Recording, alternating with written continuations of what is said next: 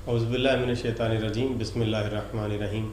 السلام علیکم ناظرین، میں ہوں علی رضوان، انٹرنیشنل یوگا کوچ اور آیورویدسٹ، اور آپ دیکھ رہے ہیں ہمارا یوٹیوب چینل لائف ہیلنگ۔ ناظرین، آج آپ کو ایک حکیمانہ بات ہم بتا رہے ہیں، اس کو انتہائی توجہ سے سنیں، انشاءاللہ العزیز زندگی بدل جائے گی، اور زندگی کے بہت سارے مسائل جن کا آپ کو حل نہیں مل رہا تھا، اگر آپ نے اس ویڈیو کو پورا دیکھا تو آپ کو زندگی کے ان مسائل کا حل بھی مل جائے گا۔ ایک چھوٹی سی حکایت ہے جو اس میں مجھے پیش کرنی ہے، اور کوئی نسخہ نہیں میں نے آپ کو بتانا، لیکن یہ نسخہ آپ کی ساری زندگی کے لیے بہت مفید ہے۔ ایک بزرگ، ایک درویش اپنے کسی مرید کے ساتھ کسی سفر میں تھے، صحرائی سفر میں ان کا پانی ختم ہو گیا۔ پانی ڈھونڈتے ڈھونڈتے بالکل موت والی کیفیت تھی ان کی پیاس کی وجہ سے۔ جب بالکل مرنے کے قریب تھے تو تگ و دو کر رہے تھے پانی کے لیے، عین اس وقت انہیں دور کسی جگہ پر ایک جھونپڑی نظر آئی۔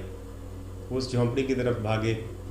جب انہوں نے وہاں جا کے دیکھا تو 2-3 بچے تھے، اور ایک ماں تھی اور ایک بکری تھی، اور وہ لوگ وہاں جھونپڑی میں رہتے تھے۔ قریب چھوٹے چھوٹے انہوں نے پودے وغیرہ لگائے ہوئے تھے۔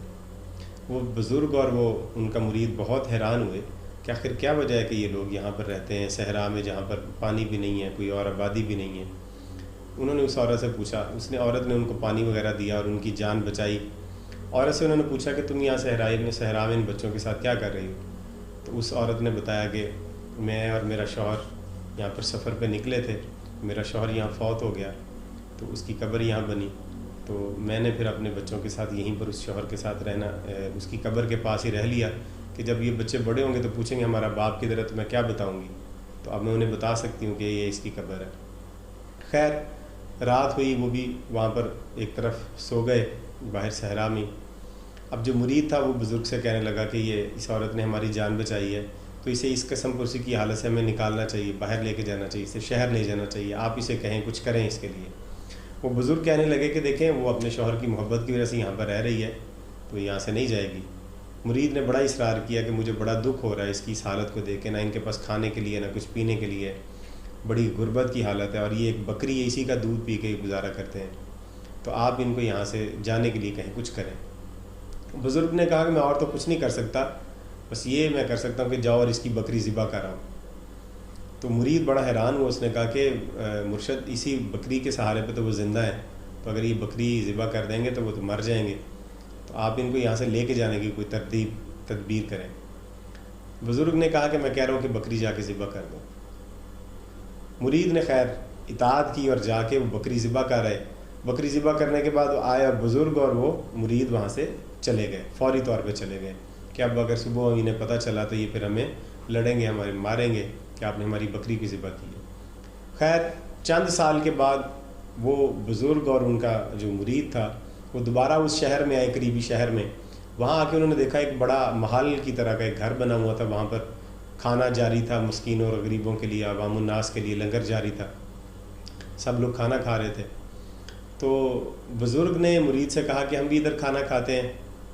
تو مرید نے کہا کہ ہم پہلے بھی 1-2 دفعہ اس شہر میں آئے ہیں، لیکن یہ گھر یہاں پر نہیں تھا اور اتنا بڑا یہاں پر کھانے کا اہتمام بھی نہیں ہوتا تھا، یہ کون ہے؟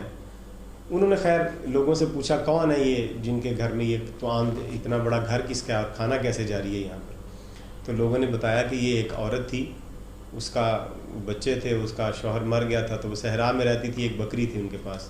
تو ایک دفعہ کچھ لوگ آئے، ان کے پاس 2 آدمی آئے، پیاسے تھے، عورت نے ان کی جان بچائی، لیکن جاتے ہوئے وہ اس کی بکری ذبح کر گئے۔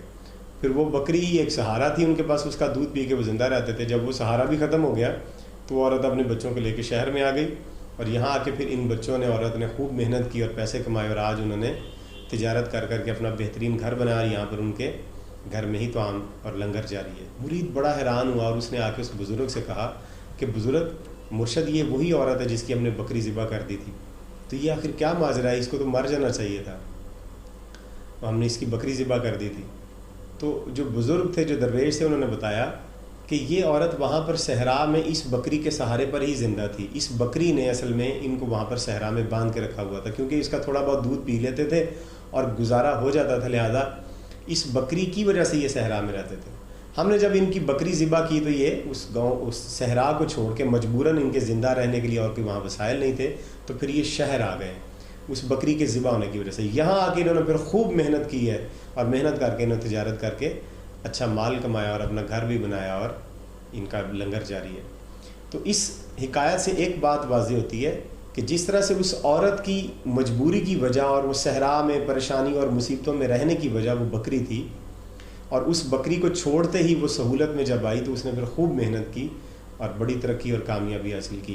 اسی طرح سے ہماری زندگی میں بھی بہت ساری اسی طرح کی صورتحال ہوتی ہیں جو بکری کی طرح کی ہوتی ہیں۔ ہم کسی نہ کسی وجہ سے کسی نہ کسی طرح اپنے آپ کو باندھے ہوئے ہوتے ہیں۔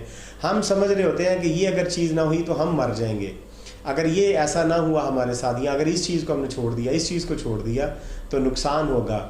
وہ تھوڑا سا نقصان تو ہوگا لیکن اس کے بعد ہم بہت بڑے فائدے میں پہنچ جائیں گے، جیسے وہ بکری کو چھوڑنے کے بعد۔ تو ہمیں بھی دیکھنا چاہیے کہ ہماری بکری کہاں کہاں پر ہے جو ہمیں باندھ کے رکھے ہوئے ہے، جس بکری کی وجہ سے ہم کسی جگہ پر قید ہیں اور ترقی نہیں کر پا رہے۔ یہ بکری کوئی کاروبار بھی ہو سکتا ہے، یہ بکری کوئی برے دوست بھی ہو سکتے ہیں، یہ بکری کوئی بری محفل بھی ہو سکتی ہے، یہ بکری کوئی برا کوئی شہر بھی ہو سکتا ہے، کوئی ملک بھی ہو سکتی ہے، یہ بکری کئی طرح کی ہو سکتی ہے۔ بکری صرف ایک مثال کے طور پہ ہے، اور یہ حالتیں کئی طرح کی ہو سکتی ہیں۔ آپ کو یہ دیکھنا ہے کہ آپ کی زندگی میں اس طرح کی بکری کہاں کہاں پائی جاتی ہے۔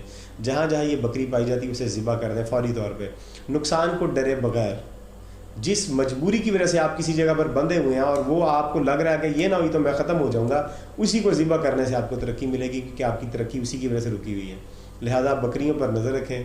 ہم نے تو ایک بکری نہیں، ہمارے تو ماشاءاللہ پورا ایک جھنڈ ہوتا ہے بکریوں کا جو ہم نے اپنے ارد گرد پالا ہوتا ہے۔ ان بکریوں پر نظر رکھیں، ان کو ذبح کریں اور آگے زندگی میں آگے بڑھیں اور ترقی کریں۔ امید کرتے ہیں ویڈیو آپ کو پسند آئی، اگر اس میں سے آپ کو جو سبق ملا آپ اس پر عمل کریں گے۔ ویڈیو کو شیئر کر دیں، لائک کر دیں اور چینل کو سبسکرائب کر دیں، اور ہمیں اگلی ویڈیو تک اجازت دیجیے۔ خدا حافظ۔